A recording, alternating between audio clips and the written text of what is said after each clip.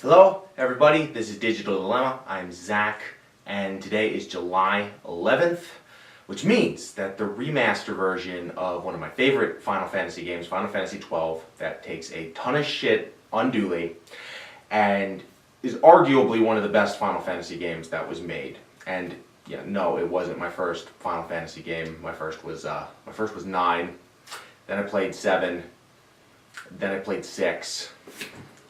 So yeah, I'm not just saying that because it was the first one that was played by me, but Final Fantasy XII Zodiac Age, the collector's edition. I ordered it from Square Enix back when they announced it and finally got it, so I'm super excited to be opening this up right now.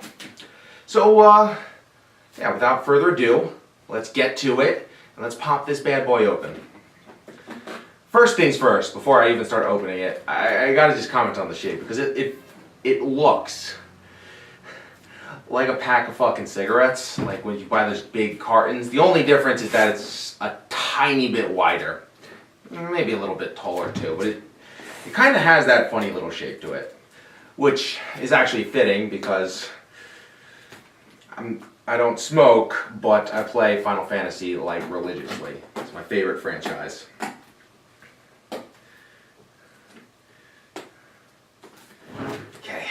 I'm gonna do this, I'm gonna bite it. There we go. That should. Ow.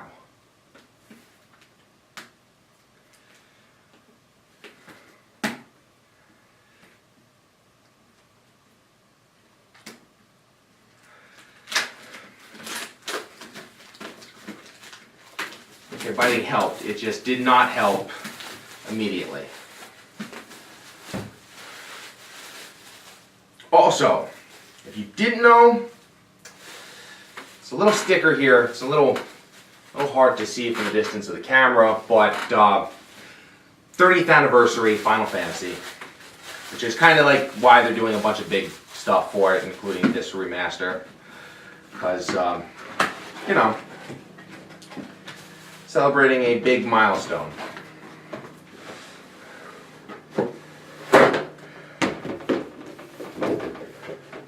Okay, first and foremost, this is a fucking awesome box. Awesome artwork. Final Fantasy XII's on the slides. A little bit of stuff going on the top and then on the back as well. Unless, no, I was right.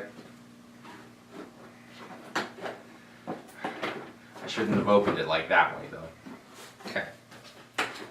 So, the game itself, if you can make it out, steelbook case, which comes with the original soundtrack for Final Fantasy XII Zodiac Age Collector's Edition, composed, arranged, produced by Hitoshi Sakimoto. Of course, everybody knows that I think the last project that series regular composer was famous for composing the games, Nobuo Uematsu. He left after 10, and he did not compose 10 by himself, which was kind of the first big part of that. So there's a ton of stuff that comes in here. Background music DLC. I don't know what that's going to do, but hopefully that's like inserting the original soundtrack. Final Fantasy Collector's Edition original soundtrack with track listings and signature. And then this is just advertisements, but Final Fantasy Stormblood, if you haven't picked it up yet for Final Fantasy XIV, it's awesome. The Final Fantasy XV Season Pass episode Prompto just came out, and actually I did get to play it, and Prompto's probably one of my favorite characters in that game, but they did a very good job with him.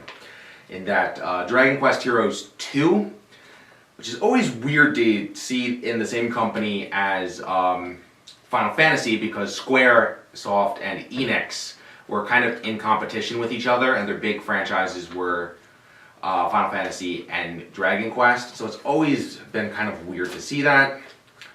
Here's Kingdom Hearts. I don't know why I'm holding this to the camera. You probably can't see any of this, so none of it matters. And then a few games that, I don't know if they're out yet, but I know they're coming out. I think Mobius Final Fantasy is coming out next year.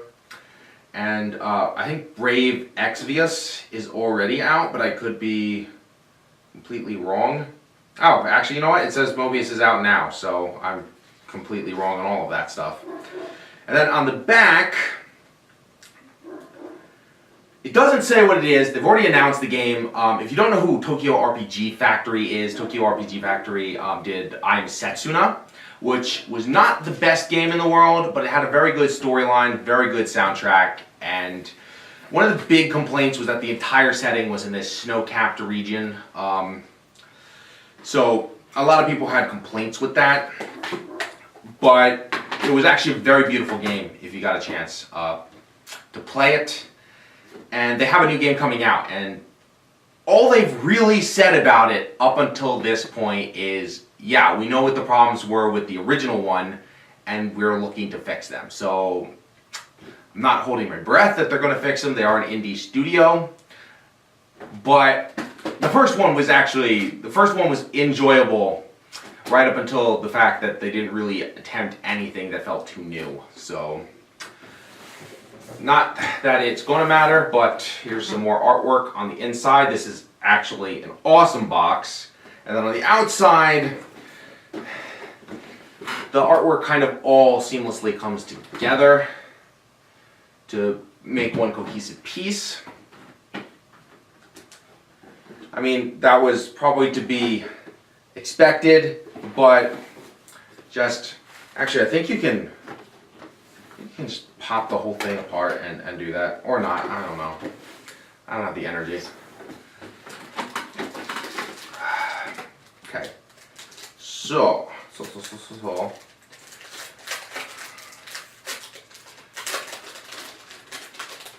These are the art booklets that they said that it was going to come with for a bunch of the characters.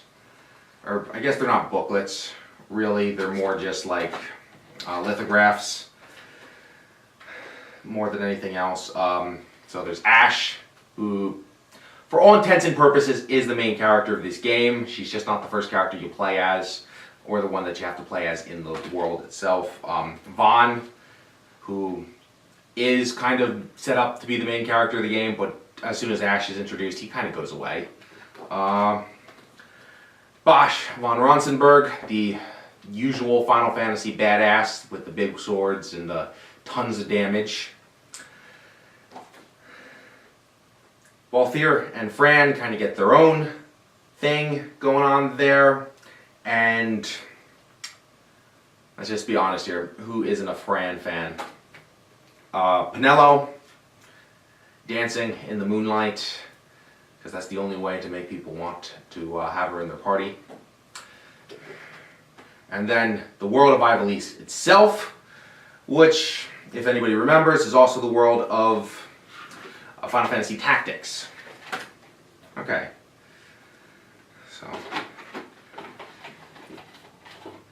So yeah, that's what we just looked at there.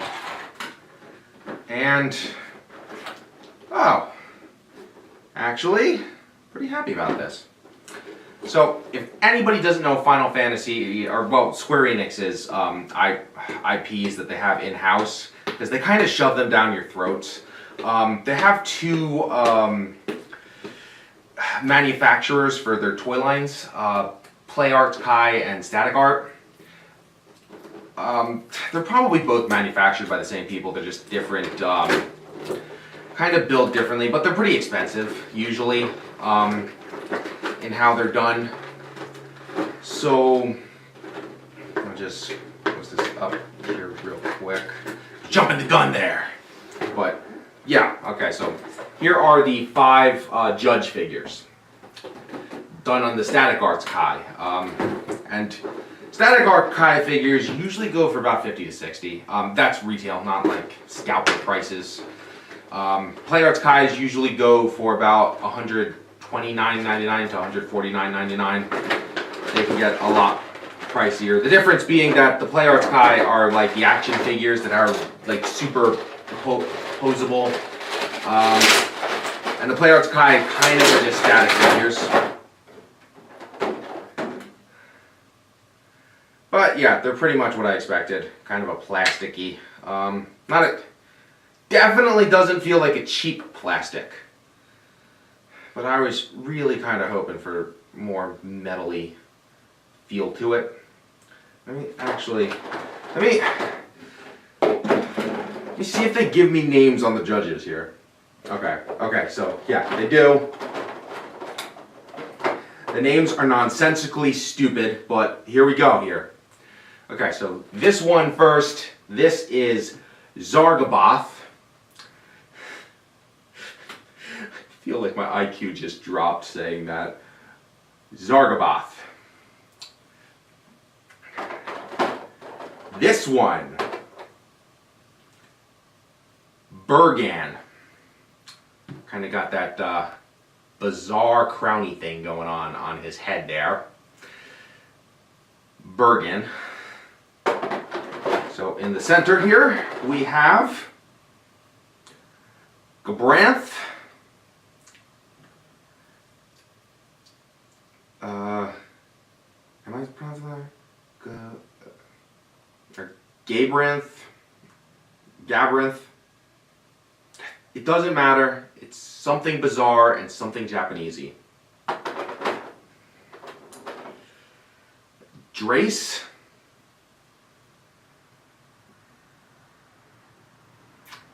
I guarantee you I'm saying all these names wrong, even the ones that look simplistic as all fucking hell. Gis. Ghis. If somebody knows the proper pronunciation of that, please leave it for me in the comments, because I hate when they do that. I hate when they just throw a word in there like that. I'm sure I will remember the pronunciations once I start playing the game.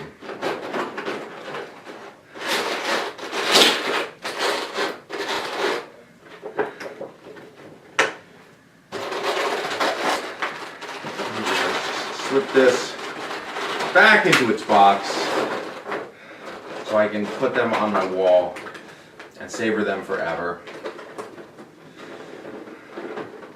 And we'll flip this back around just so you can see the full picture going on there. Final Fantasy XII, Zodiac Age.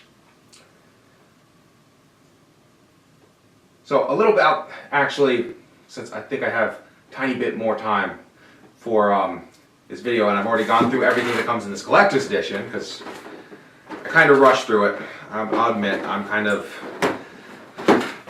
a super nerd, so like, I do this because I want to do this, but really I just want to open it all up and throw them all out of my bed and then just like start gushing along with it. But the Zodiac Age actually comes from the Zodiac system that is present in this game. Have not played the game yet, so I cannot speak to whether or not it's just the international version or if we do get the American version as well. Basically, I was talking to my friend earlier and he had watched an article about this. And basically in that article, kind of what happened is they said that the way that Final Fantasy kind of releases is that Japan gets their copy first, then America kind of gets their copy right after that, where they fix it slightly from the Japanese version, and then Europe usually gets its version after America, and that's the international version because by the time it comes out in Europe, they've already fixed all the problems. So Final Fantasy XII was kind of like the same thing. When it came out in Japan and America, it was basically the same game. Minor tweaks were made for the American version. And then when Europe got it, they got it a little later. So one of the big...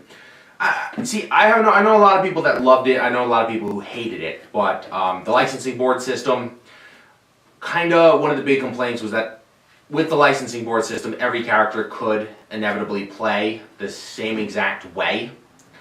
as all the other characters in the game, so there was really no uniqueness to any specific character. So the Zodiac system kind of fixed that. It changed it so that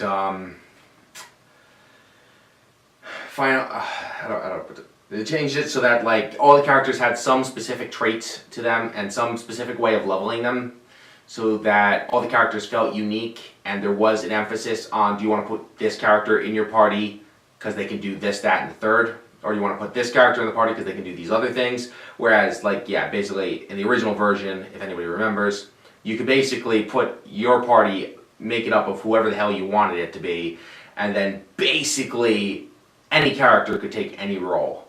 And a lot of people liked that, and it kind of played into older Final Fantasy games and the job system, where you could actually actively change characters' jobs and classes so that they could fit into any criteria that you needed that specific character to play as. But there was some complaint over it, and Final Fantasy XII, the Zodiac Age, kind of changed all that. So I haven't played the Zodiac system yet. I'm looking forward to it. I'm going to try to play it a little bit tonight, maybe get some footage done, put it up online for Digital Dilemma, and very excited to try this out. And just so we're clear, as I said, one of the first things that when they announced Final Fantasy XII, the Zodiac Age, the remaster, I pre-ordered it immediately because I love this game. The first thing I saw was tons of comments about, oh, why are they doing this? Nobody asked for this. I'm pretty sure they announced this before they announced the Final Fantasy VII remaster, so that was a whole huge thing too. No, we all want the 7 remaster. This, yeah, just so we're clear, this is better than fucking 7, okay? There's a hierarchy, and it goes like this: Final Fantasy VI, Final Fantasy IX, Final Fantasy Tactics, Final Fantasy XII, and then Final Fantasy VII and Final Fantasy X. And all the way down there at the bottom is Final Fantasy VIII. Though, to be honest, even at the lowest tier, I still love Final Fantasy. I liked Final Fantasy VIII. It's definitely not the best game in the series. And the only people I ever hear argue for Final Fantasy VIII as being one of the better games is the people who played that one first. So, and the point I'm trying to make with that is that a lot of times Final Fantasy arguments literally come down to what game did you play first, and then arguing nonstop for that one. Final Fantasy XII was not one of the ones I played first, but in longevity, I actually think it was one of the most solid Final Fantasy games that was made. And if you get a chance to check this one out and you haven't played it yet, definitely pick this one up. It's a little dated, but insane amounts of fun, because I was playing Final Fantasy, the original 12, in anticipation for this one a few months ago, and it definitely held up for me. Okay, so as per usual, like, subscribe if you get a chance, if you want to see more content. Liking and subscribing, you don't ever have to like actively follow us, but if you like what we're doing or you'd like to support us, definitely 100% helps. More content in the near future will be coming. Thank you very much for watching, and have yourself a good day.